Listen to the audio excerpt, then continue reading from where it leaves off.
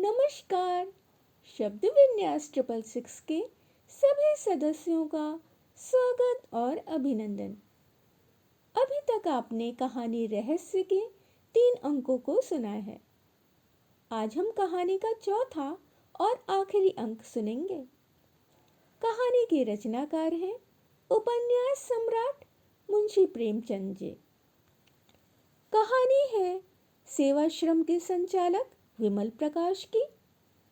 कहानी है सेवाश्रम की कार्यकर्ती मंजुला की। कहानी है सेवाश्रम के विमल प्रकाश और मंजुला के मनोभावों की, मनोरहस्यों की। तो कहानी को सुनना प्रारंभ करें। आखिर एक दिन उसने विमल को पकड़ ही लिया था। मंजुला जानती थी विमल रोज दरिया किनारे सैर करने जाता है। एक दिन उसने वहीं जा घेरा और अपना इस्तीफा उसके हाथ में रख दिया। विमल के गले में जैसे फांसी पड़ गई। जमीन की ओर ताकता हुआ बोला, ऐसा क्यों? इसलिए कि मैं अपने को इस काम के योग्य नहीं पाती। संस्था तो खूब चल रही है। फिर भी मैं यहाँ रहना नहीं चाहती। मुझसे कोई अपराध हुआ है? आप अपने दिल से पूछिए। विमल ने इस वाक्य का वह आशय समझ लिया जो मंजुला की कल्पना से भी कोसों दूर था। उसके मुख का रंग उड़ गया, जैसे रक्त की गति बंद हो गई हो। इसका उसके पास कोई जवाब न था। ऐसा फैसला था जिसकी कहीं अपील न थी। आहत स्वर में बोला, जैसी आपकी इच्छा, मुझ पर दया कीजिए। मंजुला ने आर्द्र होकर कहा, तो मैं चली जाऊं? जैसी आपकी इच्छा। और वह जैसे गले का फंदा छुड़ाकर भाग खड़ा हुआ। मंजुला करुण नेत्रों से उसे देखती रही, मानो सामने कोई नौका डूबी जा रही हो। चाबुक खाकर विमल फिर सेवाश्रम की गाड़ी में जुट गया। कह दिया गया मंजुला देवी के पति बीमार थे, चली गई। कामकाजी आदमी प्रेम का रोग नहीं पालता। उसे कविता करने और प्रेम पत्र लिखने और ठंडी आहें भरने की कहाँ फुर्सत। उसके सामने तो कर्तव्य है, प्रगति की इच्छा है, आदर्श है। विमल भी काम धंधे में लग गया। हाँ, कभी कभी एकांत में मंजुला की याद आ जाती थी और लज्जा से उसका मस्तक अपने आप ही झुक जाता था। उसे हमेशा के लिए सबक मिल गया था। ऐसी सती साध्वी के प्रति उसने कितनी बेहूदगी की।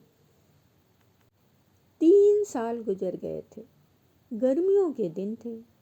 विमल अब की मसूरी की सैर करने गया हुआ था और एक होटल में ठहरा था। एक दिन बैंड स्टैंड के समीप खड़ा बैंड सुन रहा था कि बगल की एक बेंच पर मंजुला बैठी नजर आई, आभूषणों और रंगों से जगमगाती हुई। उसके पास से एक युवक कोट पैंट पहने बैठा हुआ था। दोनों मुस्कुरा मुस्कुरा कर बातें कर रहे थे। दोनों के चेहरे खिले हुए, दोनों प्रेम के नशे में मस्त। विमल के मन में सवाल उठा, यह युवक कौन है? मंजुला का पति तो नहीं हो सकता। यह संभव है उसका पति भी हो। दंपत्ति में अब मेल हो गया हो। उसे मंजुला के सामने जाने का साहस न हुआ। दूसरे दिन वह एक अंग्रेजी तमाशा देखने सिनेमा हॉल गया था। इंटरवल में बाहर निकला तो कैफे में फिर मंजुला दिखाई दी, सिर से पांव तक अंग्रेजी पहनावे में।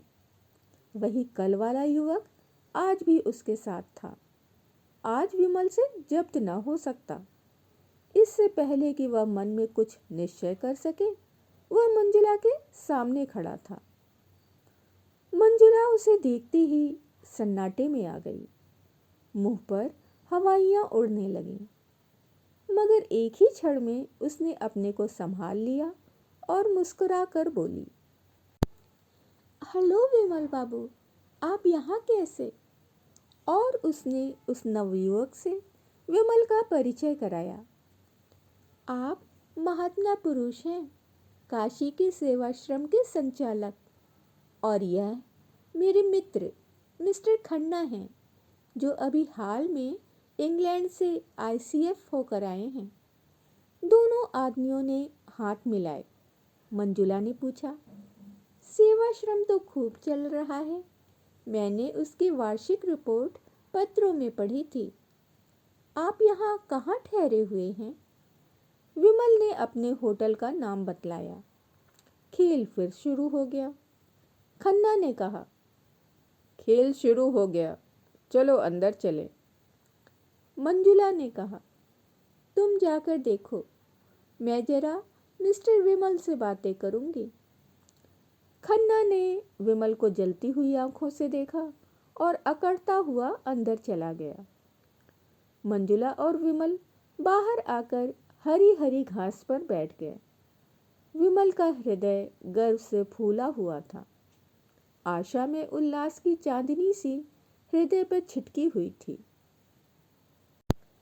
मंजुला ने गंभीर स्वर में पूछा, आपको मेरी याद काहे को आई होगी?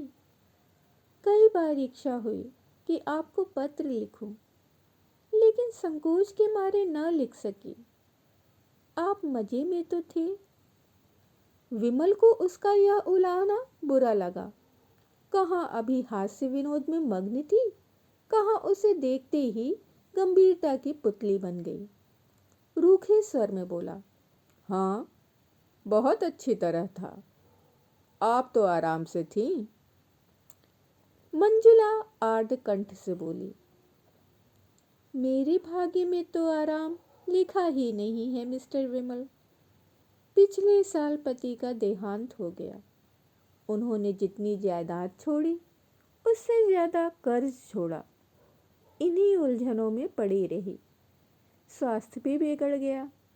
डॉक्टरों ने पहाड़ पर रहने की सलाह दी। तब से यहीं पड़ी हुई हूँ। आपने मुझे खत तक न लिखा। आपके सिर यूं ही क्या कम बोझ है कि मैं अपनी चिंताओं का भार भी रख देती। फिर भी एक मित्र के नाते मुझे खबर तो देनी ही थी।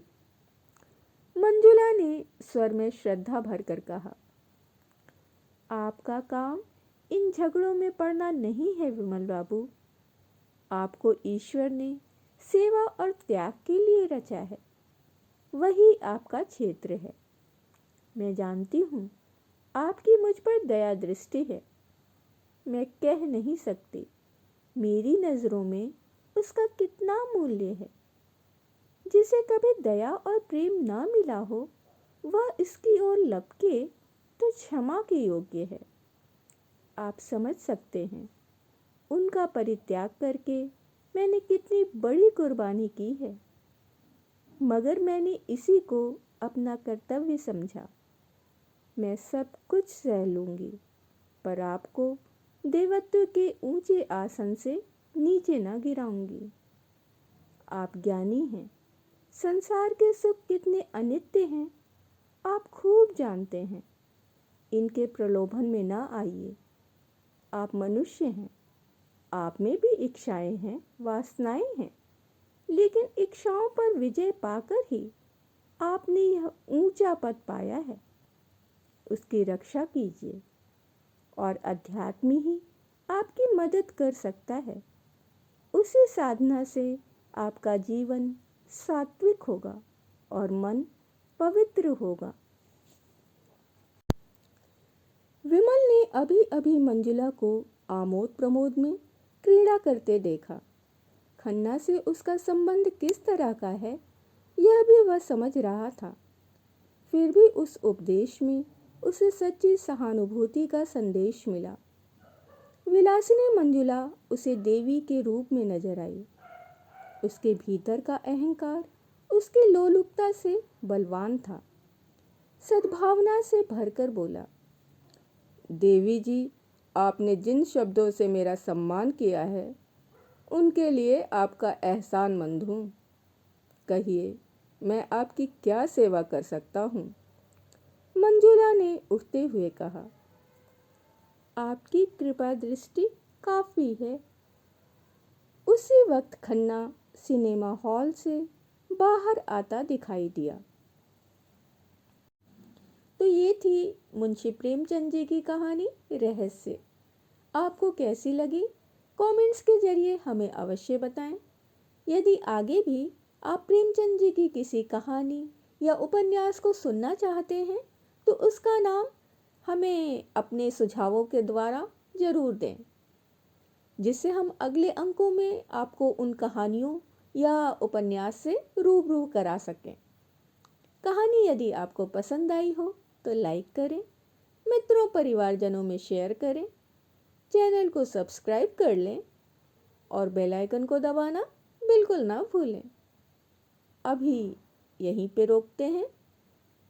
धन्यवाद।